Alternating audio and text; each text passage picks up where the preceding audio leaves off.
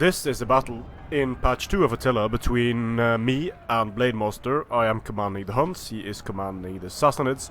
We decided to give this a go to the reason why I wanted to give it a go was because there have been changes made to both factions.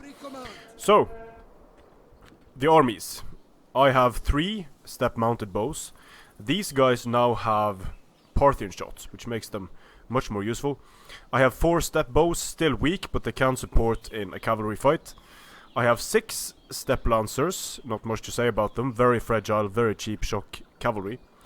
Then I have 6 chosen wars, and the reason why I have these guys at triple silver and why I have 6 of them is because they got a lot cheaper. And if you look at the amount of units I brought, I have 1, 2, 3, 4, 5, 6, 7 plus 12 and 1, that is 20 units, so I had to spend the funds on something. I didn't have good melee cavalry to spend it on. I spent it on my step chieftain, gave him 3 gold. So, part of the Hunnic problem, or before we go into that, let's have a look at Blademaster's army here. Blademaster is the Sassanids, he has Persian mounted, they are screening some Griv Panvar cataphracts, 2 Griv Panvar cataphracts there. He has 1 Persian mounted bow, then he has an Armenian slinger, Persian bowman, Persian bows. On the other side he has 1 more Persian mounted bow. He has a Persian mounted warrior, 2 Griv Panvar cataphracts, and he has his sparbed. The sparbed now have 50 melee damage and a hell of a lot of armor penetration, so they can even be effective against some cavalry now.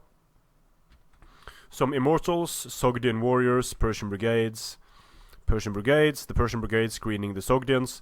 So in terms of army composition and power, Blademaster has the advantage. In a straight up cavalry fight, Blademaster wins.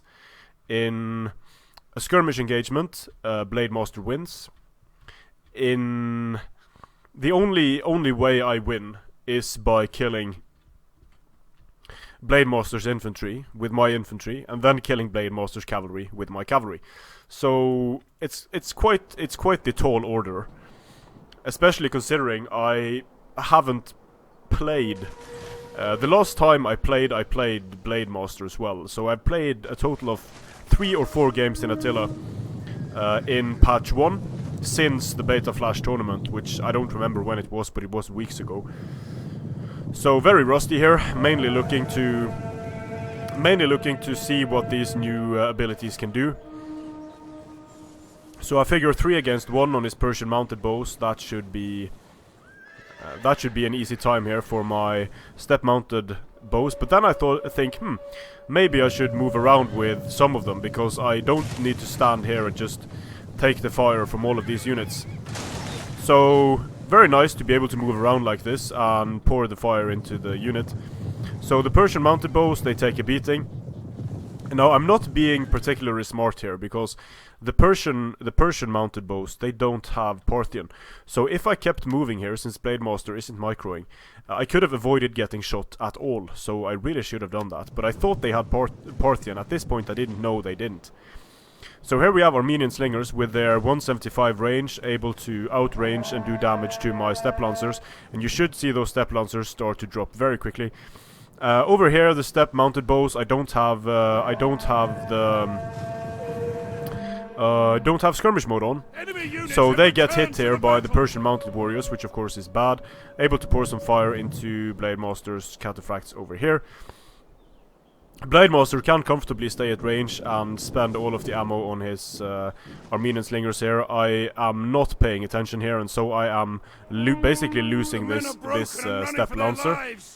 I also lost this step mounted bow, which is not good, but I'm able to do some damage to his Persian mounted warriors at least. And let's see if I micro properly here. Doesn't look like Blademaster is actually running after me here, or is he? Nope, it looks like he isn't. So here comes the cavalry engagement, sending in my lancers to stop his Griv Panvar, but you can see that even though I'm able to get into the unit, they had already hit charge speed. So when they already hit charge speed, part of the unit is going to be able to make it past and then I won't be able to stop the charge. Over here as well, you can see how my step lancers charge into his Gripenvar, cause a few casualties, but I'm just not close enough here to support decisively with my Chosen Uars. The Chosen Uars get hit by Gripenvar. Over here I was not able to stop the charge with my light units. In the center, getting into both his Persian brigade and his archers with this one step lancer unit caused a bit of chaos. The same thing over here. The Hunnic problem though is that I just don't have the power to stay in these fights for long. Charging in with the Steppe Chieftain to support here against the Persian Mounted and the Gripenvar Cataphract, so I should be able to do a decent job in this fight here. Now Blademaster, I think, is going to be smart here and charge my step bows with his Persian Mounted. Yep, he is. So that's a much better way of taking out the step bows than just firing at them. Here come the spa bed. They should absolutely wreck.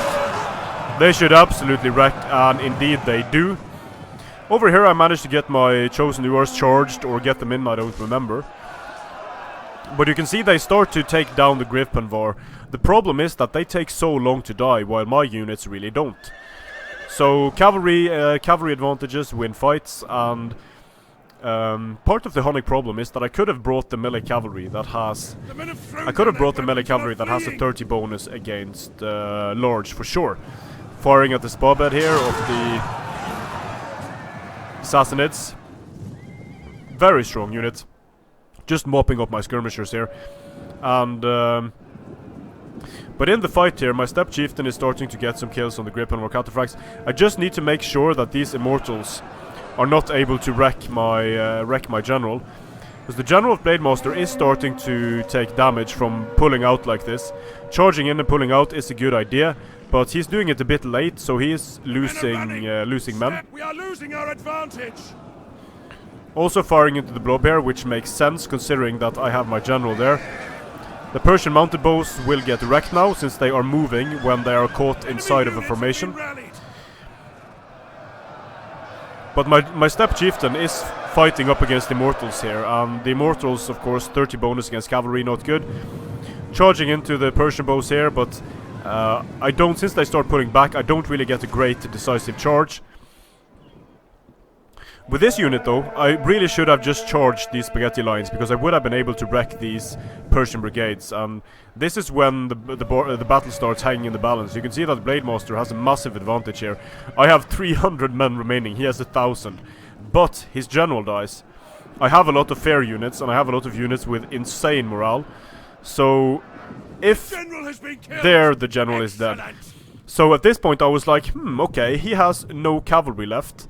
The cavalry he has is about to get wrecked, my general is alive, I can actually do this. So at this point I should have charged in here, but for some reason I don't know why, maybe a bit of ring rust.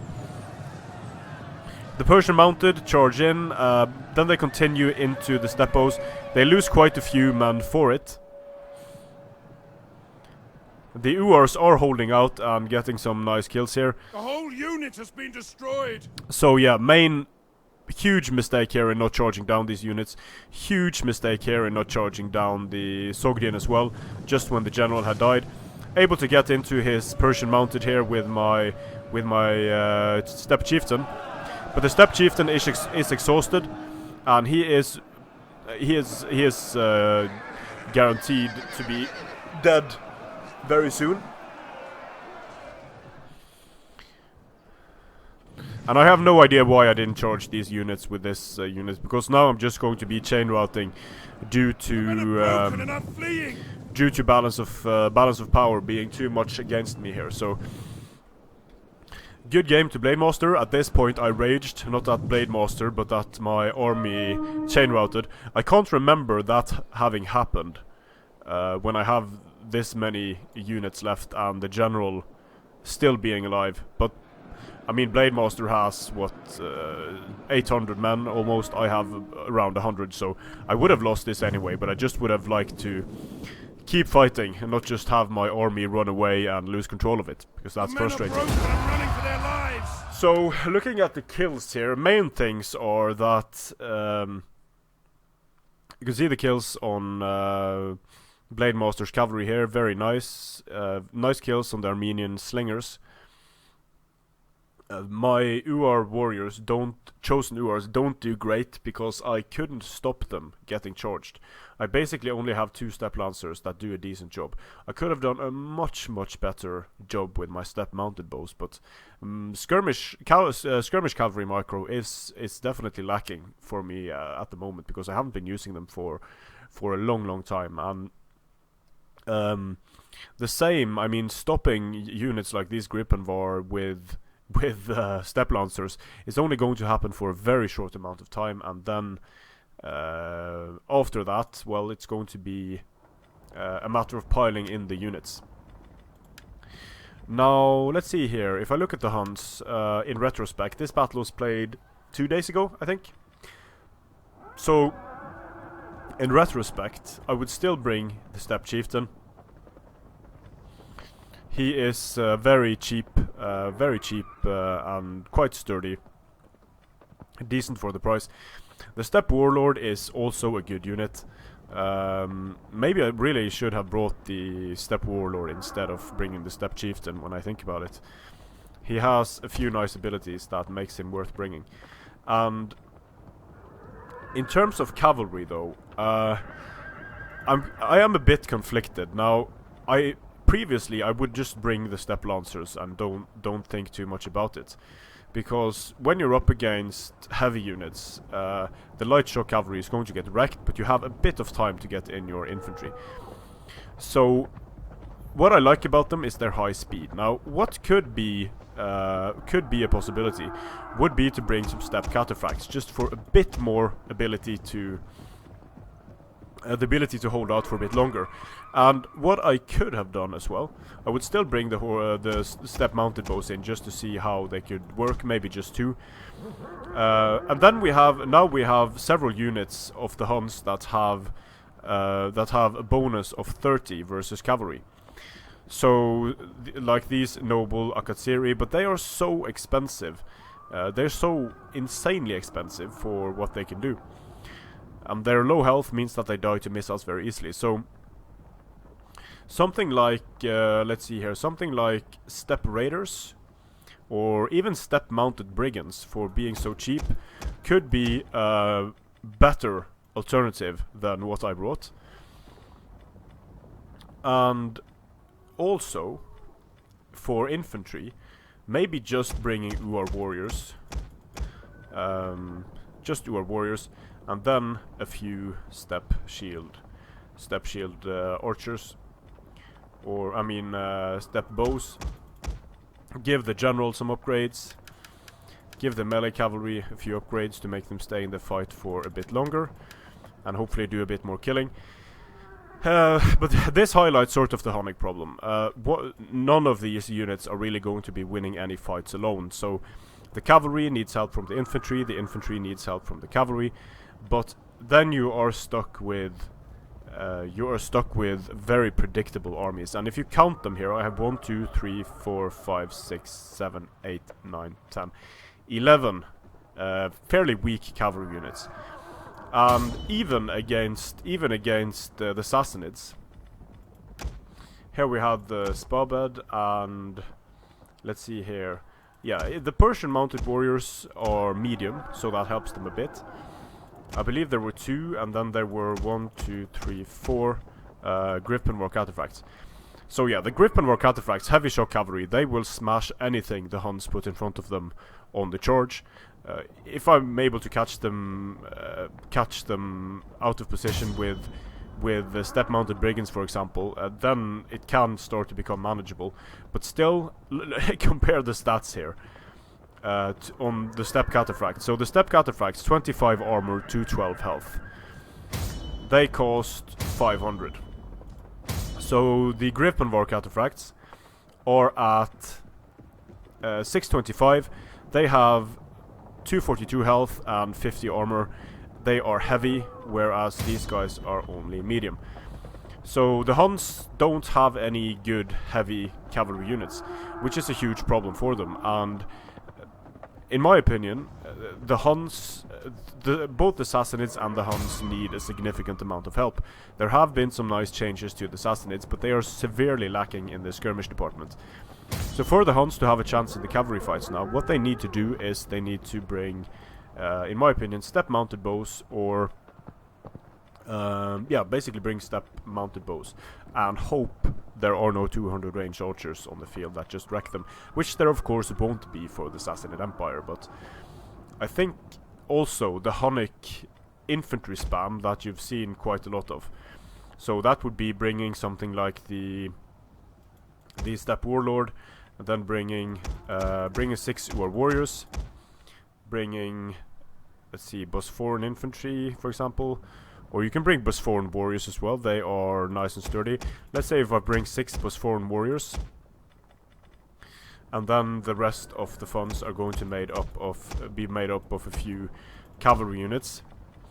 Maybe take out and have it something like this. And then bring, this is of course going to be dependent on how many cavalry units you can bring into battle.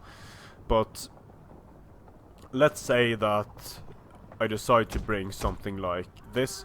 Well, I'm still going to be have the issue of my cavalry having to mostly having to protect my infantry, and being very susceptible to missiles. So the Huns are very, very, very hard to make work, because they are at the range disadvantage, they are at the cavalry disadvantage, and the only advantage they have is in infantry, ironically enough, and that is going to be taken away from them rapidly by an enemy that is able to secure the cavalry advantage. So that's why I rate the Huns as one of the weakest factions. Their strongest suit is infantry, and that is having the infantry advantage alone is just not enough in Attila. You need the cavalry advantage. Strength and honor.